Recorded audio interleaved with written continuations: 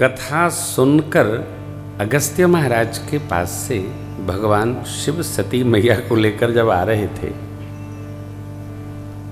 तो दंडकारण्य की लीला प्रभु कर रहे हैं।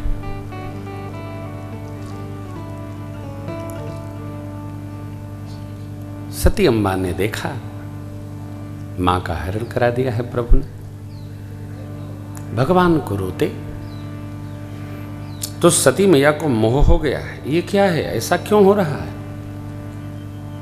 भोले बाबा ने बहुत समझाया लेकिन मां की समझ में नहीं आया। जाकर उन्होंने परीक्षा ले लिया, बाबा का त्याग करना, ऐसा संकल्प बना।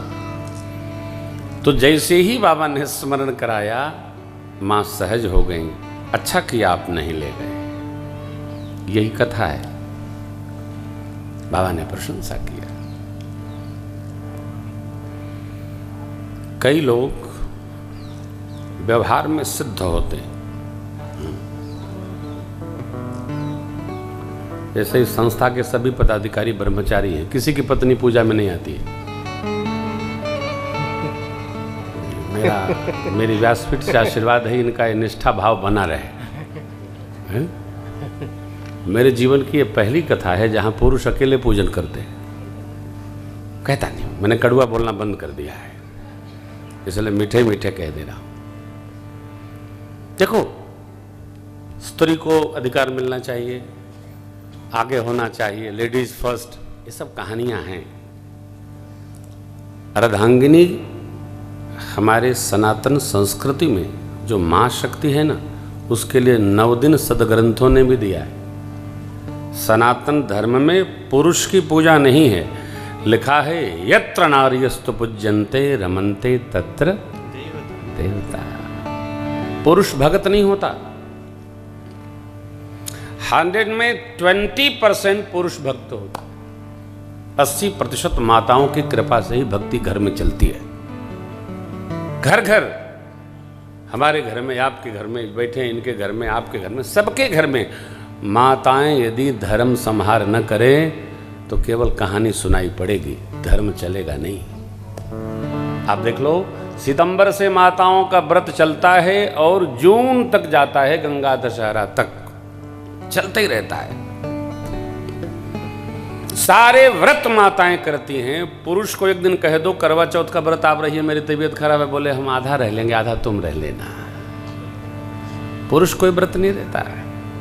एकादशी में प्रतिकथा में कहता हूं सबको एकादशी रहना चाहिए, तो पुरुष पूछता है महाराज सफेद वाली कि काली वाली।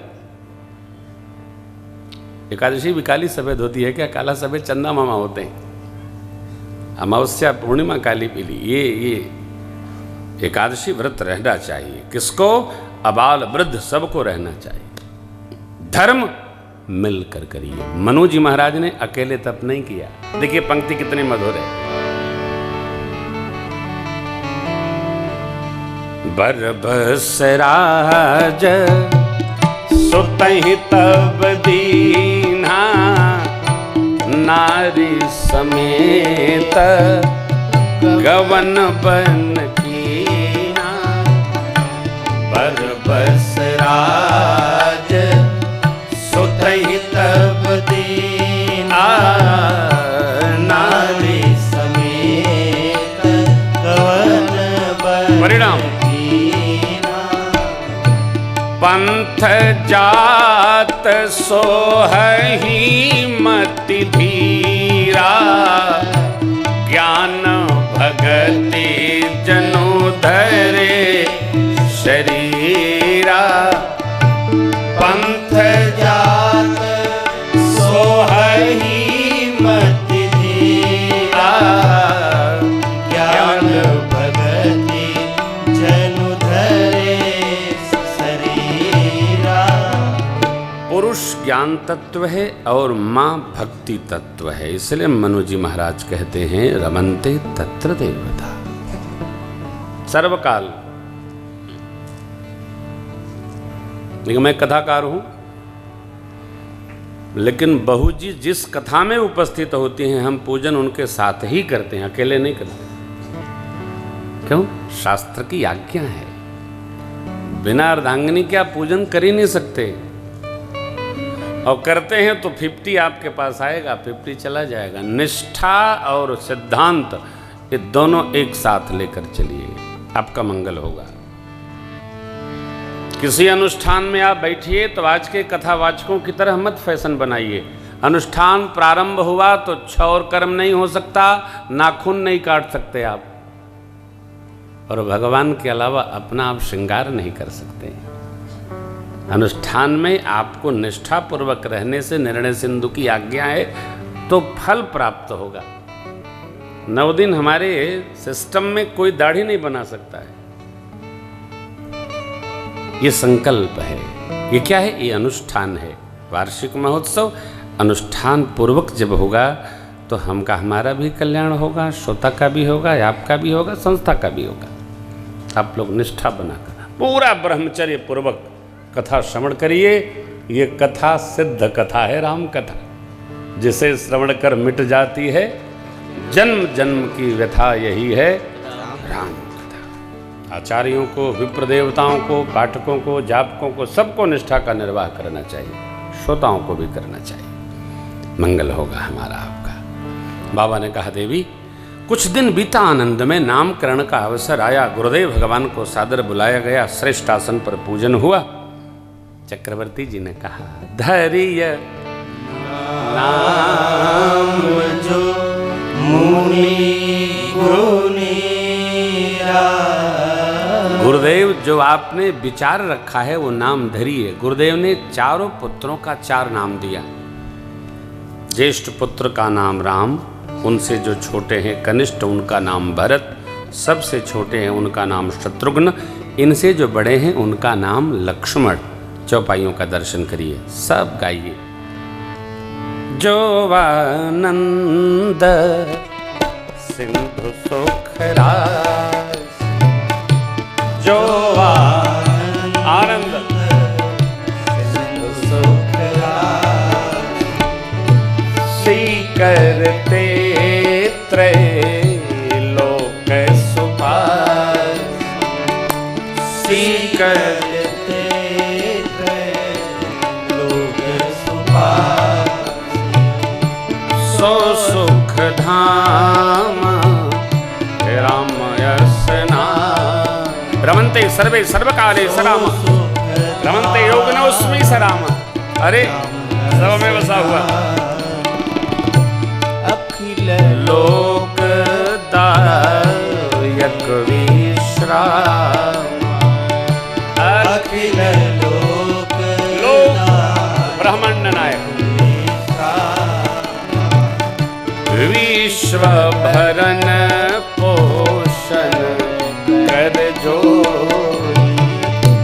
विश्व भरण पोषण कर जो, भरत ताकर नाम भरत यशो,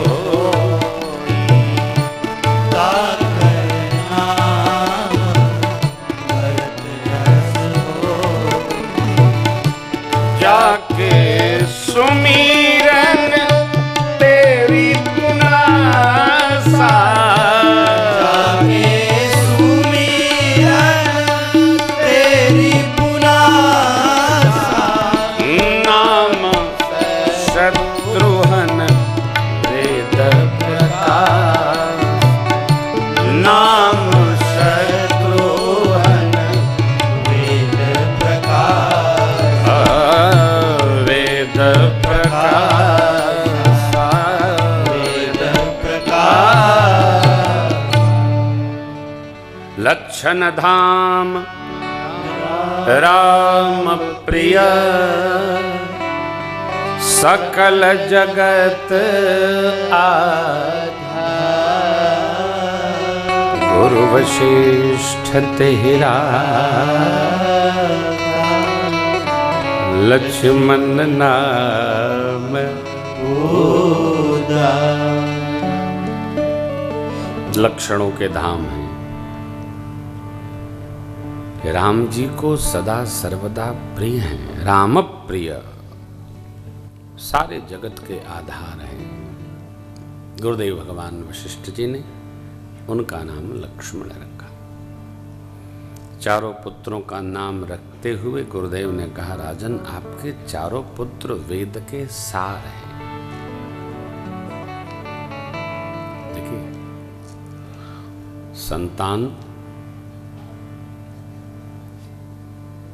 धर्म फल है, बेटियां पुण्य फल है। सब दिमागी कसरत नहीं है, सदग्रंथों का सार है। 10 पृष्ठ पढ़ो, 10 बात स्मरण में आती है। लिखा पढ़ी बहुत है। नाना पुराण निगमागम सम्मतमयत् रामायणे निगदितम क्वचिद अन्यतोपि। बच्चे खुचे जो हैं, बहुत लिखा है। धर्म फल, पुण्य फल। संतान हमारे जीवन में जो कृति हमारी है, जो हम करते हैं, उसका परिणाम है। हर क्षण, हर पल हमारा जो चिंतन चलता है, हमारा जो कर्म विपाक, कर्म व्यवहार है, उसी से परिवार निर्माण होता है। हम कर्म करें, सात्विक परिवार निर्माण हो, तामसिक ये संभव नहीं है। हमारा कर्म सात्विक है तो परिवार का स्वभाव भी सत्व भाव संपन्न हो जाएगा। सदग्रंथ इसीलिए बार बार अधर्म मार्ग पर जाने से रोकते हैं।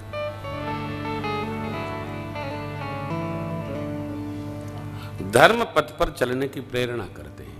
क्यों? जो धर्म पथ पर चलता है उसको देखकर परिवार भी धर्म मार्ग समन्वित हो जाता है। फिर पिता को संतोष होता है, मां को संतोष होता है। बचाकर देखना इंद्रियों के न घोड़े भगे, हर घड़ी इन पर संयम के घोड़े लगे। अपने मन को सुमार्ग चलाते चलो, मन को विषयों के विष से बताते चलो। कृष्ण गोविंद गोपाल, हर घड़ी सावधान रहना है।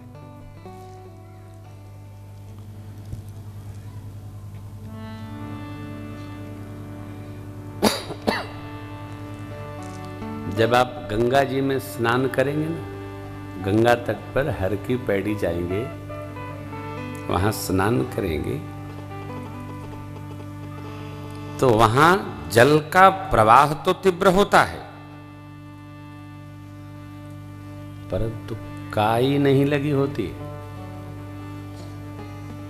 ध्यान रखिएगा, गंगा मां के जल में काई नहीं लगती।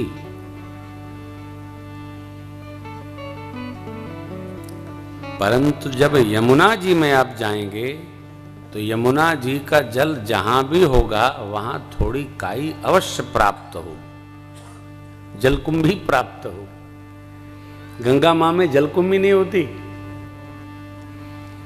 सेवार भी नहीं होते। ये क्या? मानस में पूज्यपाद गोस्वामी जी ने गंगा मैया को राम भक्ति स्वरूपा कहा है और यमुना जी को कर्म स्वरूपा कहा है।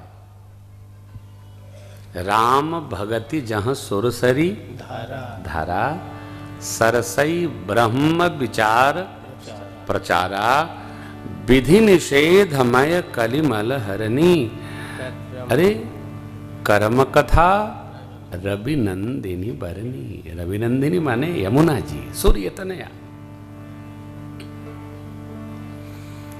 अर्थात यमुना जी में काई है, माने जो कर्म व्यवहार है वहां फिसलन बहुत है। भक्ति में कोई फिसलन नहीं है, गिरने का डर नहीं है। नहीं, भक्ति में क्या है? भक्ति में कोई भय नहीं है, भक्ति में कोई तनाव नहीं है। भगत को कभी तनाव नहीं होता, तनाव है तो भगत नहीं। कई लोगों को देखते होंगे आप, सहज भी बैठे रहेंगे ना, चढ़ी रहती है त्योरी, क्या बात है, नहीं नहीं कोई बात नहीं है, फिर थोड़ी देर बाद कस जाते हैं। जब देखो तबे ललाट पर 5 सिलवटें पड़ी हुई है। क्यों? स्वयं में एक समस्या है, प्राइवेट समस्या, क्या मतलब है? हाँ, जब देखा तबे तने हैं धनुष की तरह। नहीं नहीं, ऐसे ऐसे रहने से ना धीरे धीरे माइग्रेन की बीमारी हो जाती है। अकारण तनाव, जा कोई रहा है तनाव इनको है, आ कोई गया तनाव, ले फिर आ गए। अन्यथा भक्त को तनाव में रहने नहीं, भक्तों तो आनंद में रहना। आनंद परमात्मा स्वरूप है, हो एकदम रस में रहिए, कहीं रहिए, रस में रहिए।